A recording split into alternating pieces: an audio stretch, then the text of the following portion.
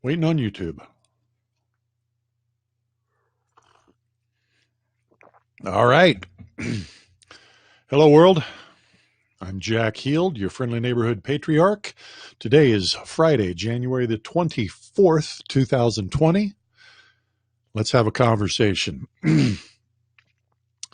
Today, we're going to continue my conversation about initiations, how to help a boy transition from boyhood into manhood. But first, let's pause, drink a toast to this precious moment.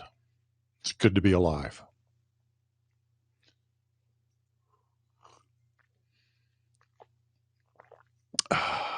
Good time to say that today's broadcast is brought to you by Lavazza and my friend Patrick Poole, who brought me this mug from the Starbucks in Cairo, Egypt. Patrick is one of the country's foremost investigators into all things related to the Muslim Brotherhood. You should follow him on Twitter. I will link his information on YouTube. And if you're not looking at this on YouTube, his Twitter handle is @PSPoole, Poole. P is in Patrick, S is in Sean, Poole, Poole. Thank you, Patrick. Appreciate the mug, and thank you to Lavazza. I appreciate the coffee. All right, so one more time, helping our sons make the transition from boyhood into manhood. We want to have some sort of initiation, but in order to get our sons there's a couple of phases that have to happen before we're ready for the actual initiation phase. Now, before I get into the specifics, I want to describe the process of initiation in ways that we're already familiar with in other realms of life. So when it comes to religion, I have familiarity with the Christian religion. Many churches require their children to go through a catechism prior to being granted full membership in the community of the church. So the catechism is a process it's a series of classes. It's just like school. They're given a series of instructions, and then they are tested, generally by the priest, and if they pass the test to the priest's satisfaction, then they get to go through the initiation ceremony, which is they get to take the first communion. From that point forward, they are considered to be full members of the life of the church with all the rights and responsibilities that accrue thereto. And the primary right is that they get to partake of the Eucharist, of the Mass. In fraternities, I was not a fraternity member, but I watched it happen on my college campus all the time.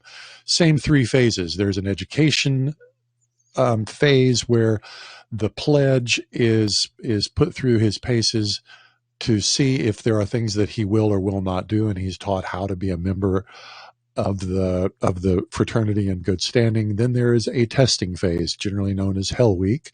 If he gets through that, then there is an initiation ceremony, which is it can take any number of formats.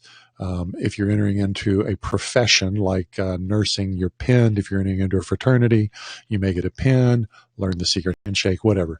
And from that point forward, once you've gone through the education and then the testing and the initiation, you have all the rights and responsibilities due to a member of the fraternity. Military is a similar way. You go through boot camp, that's the education, then you go through the testing, which is generally something like Hell Week. And if you get through all of that to the satisfaction of the leadership, you graduate and you are a full member of the military at whatever level you've graduated.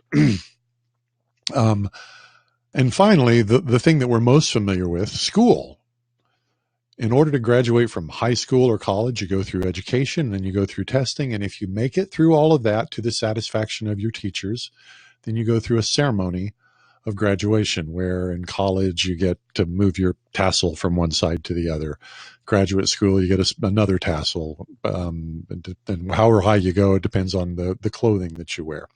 So the basic structure is this: education, then testing, then initiation. At the conclusion of initiation, you are a full member of the community. All right? So how do we do this as fathers? How do we get our sons to manhood, where they have all the rights and responsibilities of men. We take them through a series of, we give them education, then we take them through testing, and then we have an initiation.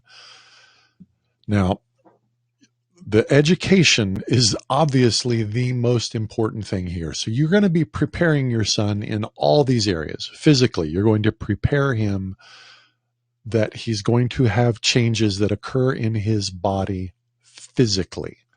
You're going to prepare him that there's going to be changes that occur psychologically. The physical changes I don't have to talk about. The psychological changes, remember, they go from being present-oriented to future-oriented. He's going to change emotionally. He's going to change from being somebody who gives vent to his emotions however, whenever he wants, to somebody who is in charge of his emotions, is in charge, in control. He's going to have changes that happen in terms of volition. He's going to learn to exert his will on the world. But part of that is he learns to have a different relationship to pain. Whereas a boy will grant himself the right to run from pain, a man does not grant himself the right to run from pain because he recognizes that pain is necessary in order to exert his will upon the world. So he assumes pain for himself in order to achieve what he wants to achieve.